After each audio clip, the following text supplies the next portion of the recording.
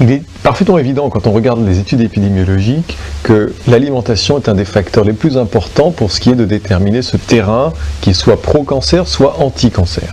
Par exemple, on sait que dans des pays où l'alimentation est relativement différente de la nôtre, comme des pays d'Afrique du Nord, ou en Asie, en Thaïlande, en Chine, au Japon, il y a des endroits entiers où certains cancers qui sont très fréquents en Occident, comme le cancer de la prostate ou le cancer du sein, n'existent pas. Et une des principales différences est l'alimentation. Donc on sait que l'alimentation a un rôle à jouer. Il faudrait être fou pour ne pas le concevoir. Ce qu'on met tous les jours, 3 fois par jour dans notre organisme à répétition, a un impact majeur sur la biologie des cellules. Tout le monde est d'accord sur ça, il n'y a pas de doute. Pour ce qui est des ingrédients qui favorisent le développement, il y a une chose qui est assez claire, c'est que le cancer s'est accéléré considérablement depuis la Deuxième Guerre mondiale. Et il y a des choses qui ont changé depuis la Deuxième Guerre mondiale dans l'alimentation occidentale, et on est très clair. Le premier, c'est l'augmentation de la consommation de sucre. Mais il y a maintenant du sucre dans presque tout, parce qu'il y a du sucre dans ce qu'on boit. Avant la Deuxième Guerre mondiale, il n'y a pas de sucre dans l'eau. Aujourd'hui, la principale source de liquide pour un être humain occidental, ce sont des boissons sucrées. Or, le sucre nourrit directement les cellules cancéreuses. Elles ne peuvent se nourrir que de ça. Ce sont des cellules anormales qui se nourrissent que de sucre.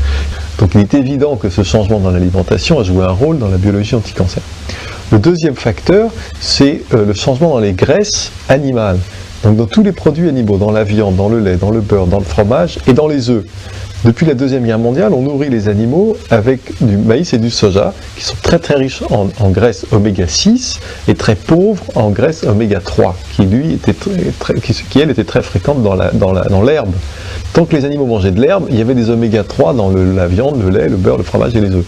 Quand on a arrêté de leur donner de l'herbe à manger, on s'est trouvé avec une chaîne alimentaire complètement déséquilibrée, avec beaucoup d'oméga 6, très peu d'oméga 3, et qui alimente toutes les réactions d'inflammation dans le corps. Or, le cancer a besoin d'inflammation pour grandir d'abord, parce que l'inflammation permet aux cellules de se multiplier plus vite, et ensuite pour envahir les tissus avoisinants, elle a besoin de ce contexte inflammatoire. Si on lui supprime ce contexte inflammatoire, il a beaucoup moins de chances de se développer. Donc, une des choses à faire, c'est de faire très attention à ce déséquilibre entre les oméga 6 et les oméga 3.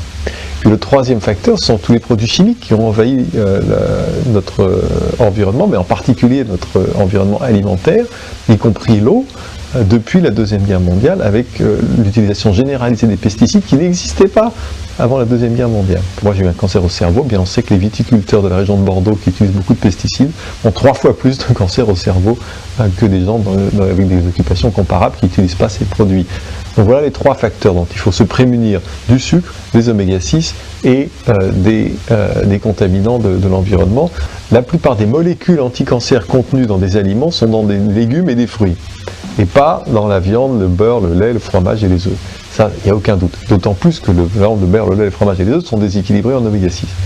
Les légumes et les fruits contiennent non seulement des antioxydants dont on parle depuis longtemps, mais de façon beaucoup plus importante que ça, elles contiennent des molécules spécifiques qui ont une action anti-cancer. Donc, par exemple, le thé vert qui a été montré, quand on met du thé vert avec des tumeurs en progression dans un laboratoire, on voit qu'elle empêche les tumeurs de grandir.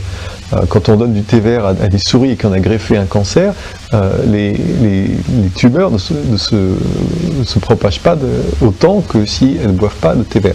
Et quand on regarde des populations qui boivent du thé vert, elles ont moins de cancer que nous. Donc il y a quelque chose dans le thé vert dont on sait biologiquement qu'il est actif contre le cancer, qui est probablement très utile chez les humains. On n'a pas les études de grande envergure en double aveugle expérimentales qui l'ont démontré chez l'homme. Et on ne les aura jamais puisque personne ne va payer pour faire ça, c'est pas brevetable le thé vert.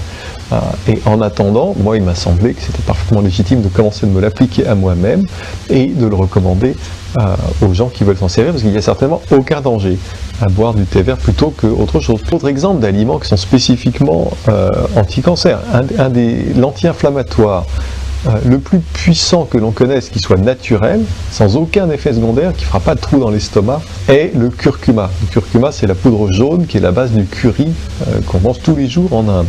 Et bien surtout que c'est un anti-inflammatoire puissant qui permet de limiter les problèmes d'arthrite, mais aussi le développement du cancer, et aussi le développement de l'Alzheimer, et aussi le développement des maladies cardiovasculaires. Je peux vous faire toute une liste comme ça d'aliments anti-cancer, mais j'ai écrit un livre, je ne peux pas vous le résumer en 10 secondes. Est-ce qu'il faut prendre des fruits et des légumes bio? Absolument. Et la réponse est non. C'est-à-dire que l'apport positif des brocolis est plus important que l'inconvénient des pesticides. Il vaut mieux manger des brocolis avec des pesticides dessus que pas manger de brocolis à cause des pesticides.